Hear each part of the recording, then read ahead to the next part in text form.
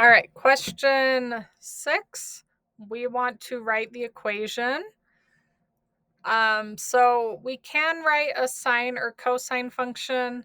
I'm going to start by finding the midline and then see where we're at. So remember, the midline cuts this in half. So we want the same amount above and the same amount below. So I'm looking here right now, and that gives me 1, 2.5. But down here, it doesn't. 1, 2.5. So that is not the midline. Another way to find it, if you're not sure, is to take that. We have 3.5. And then down here, we have 2.5. I'm making it positive because it's a whole distance. So if I add those together, I get 6 and divide that by 2. So I actually want 3 in between. So 1, 2, 3. Let me erase in this.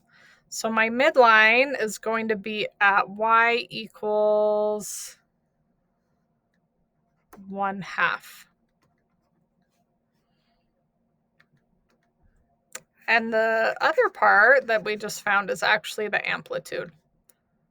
So let's see, I have 1, 2, 3 units above the axis or above the midline, and then I have 1, 2, 3 below.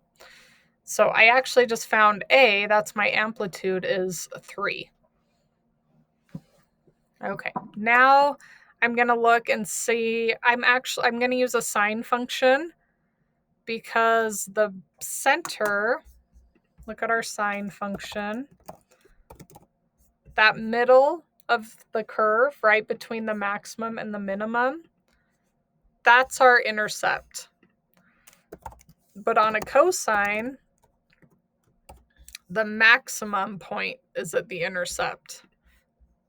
So we are crossing more in the middle. So I'm going to use sine this time.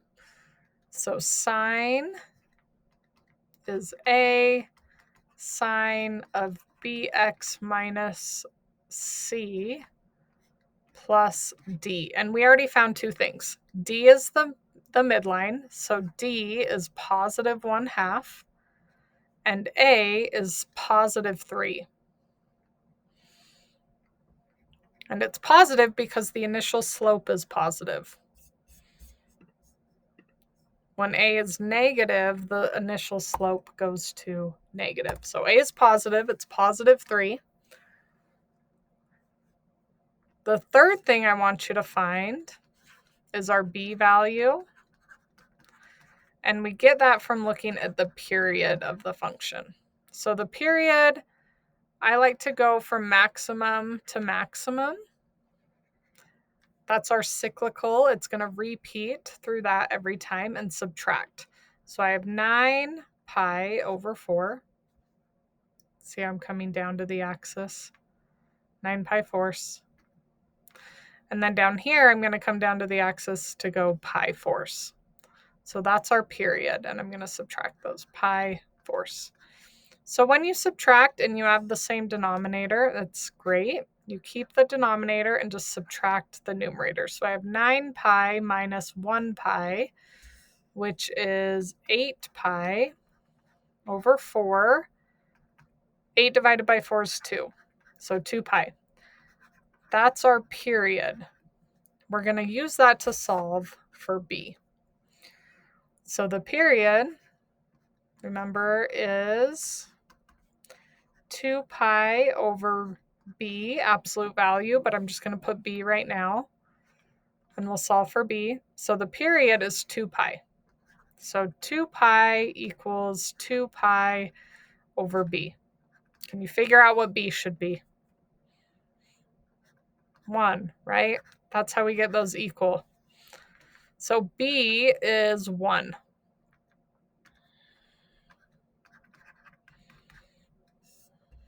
Okay, B is 1. The last thing we have to find is the horizontal shift.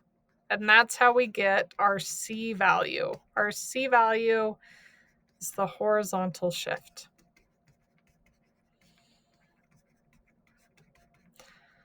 So I want you to look at this point. It's the middle point. See how that's the middle on all of our slopes, either down and up? That's the middle. That's this point. It started on the axis. It went up 1/4 and then it moved over this way. How much? Negative pi force. That's our shift. We shifted it left, pi force. So it's negative pi force. And that is our C value. Okay, so let's put that all back into our function.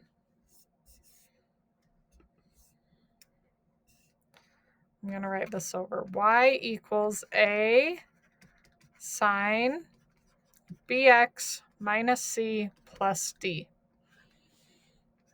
So our amplitude was what? Man, it keeps doing that. 3.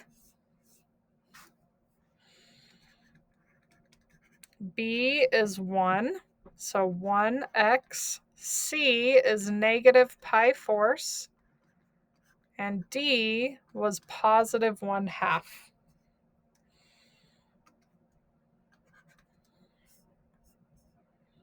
Yep.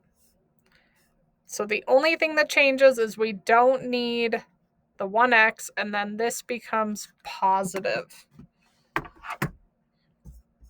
So let's type that in.